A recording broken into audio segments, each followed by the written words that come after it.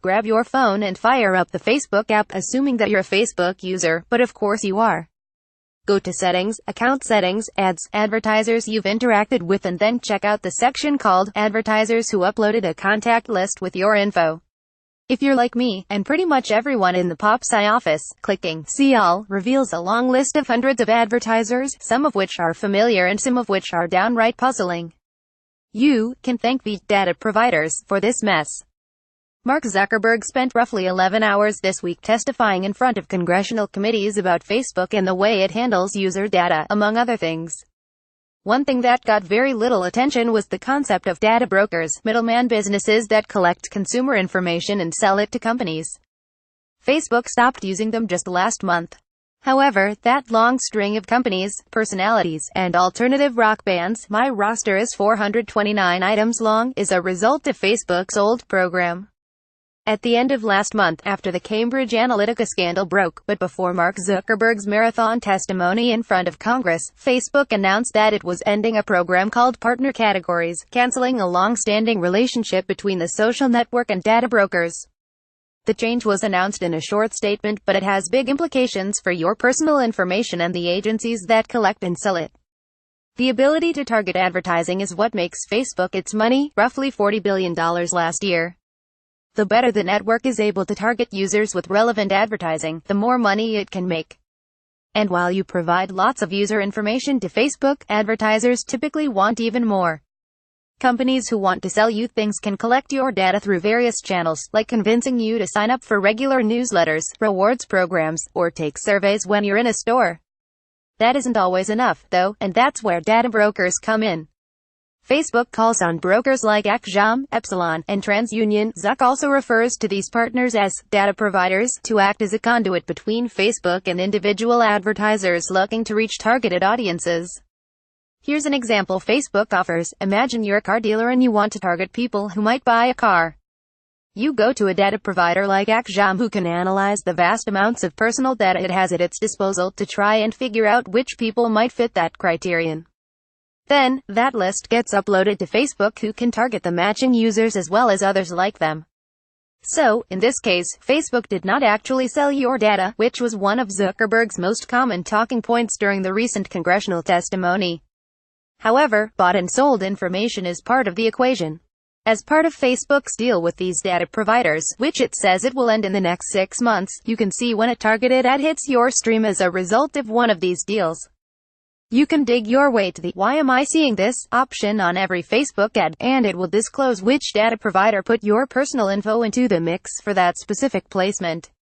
How did that provider get my info? Businesses have been collecting and leveraging data since the days of junk snail mail, but the internet has made it oh so much easier. Acxiom has a website called aboutthatdata.com that's filled with the expected levels of corporate speak on the subject. Acxiom collects its core data, that's what it calls raw information that it hasn't analyzed, in a variety of ways. Here's a snippet from the site. Core data can come from many sources, such as when people sign up for services, buy tickets for a sporting event, donate to a charity, or purchase a new vehicle. The companies that share their data for marketing purposes will let you know this in their privacy policy and give you a chance to opt out. Remember when Radio Shack asked for your phone number when you wanted to buy batteries? This is one of the reasons why. Brokers can also scrape public records about you, so they knows if you own a house, as well as details about it. Acxiom then takes that core data and extrapolates it to create what it calls model data, which fits people into more complex categories. Like those who might go to a soccer game or donate to PBS. That list of categorized data meshes with Facebook's data about you, say, your age, location, and political leanings, and out come the ads ready to catch you at your moment of consumerist weakness. Don't worry, it happens to all of us. That process brings us back to Facebook. As part of the deal, Facebook required that these data providers include opt-out of the tracking process, though navigating them can get complicated. Experian, for instance, has 7 different opt-out links on its opt-out page. Here are all the opt-outs for the major data providers in one handy clump: Experian, Epsilon, Oracle, TransUnion. Behavior. It's important to note that opting out through those links won't necessarily absolve you of all online tracking. In fact, the TransUnion link only opts you out of Facebook-specific tracking, not out of its tracking services in general. You can see some of your data that these providers have collected. For instance, if you sign up for an account on Acxiom, which requires you to enter a fair bit of personal information to confirm your identity, you can see the demographic data they have in use for marketing. It's an incomplete picture, however. Acxiom also provides what it calls partner data from other companies. You can request that data, too, but you have to do so via email. To process the sites you've seen, not every ad you see or name on that list of advertisers in your settings comes from data brokers.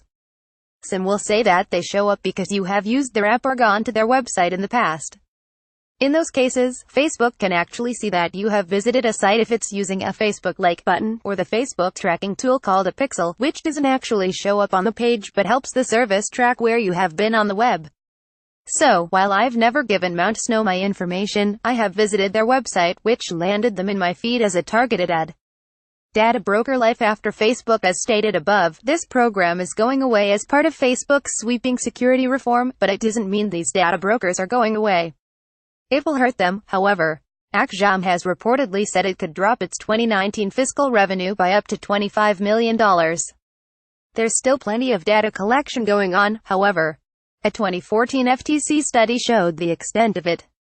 Just one of the data brokers studied holds information on more than 1.4 billion consumer transactions and 700 billion data elements, and another adds more than 3 billion new data points to its database each month.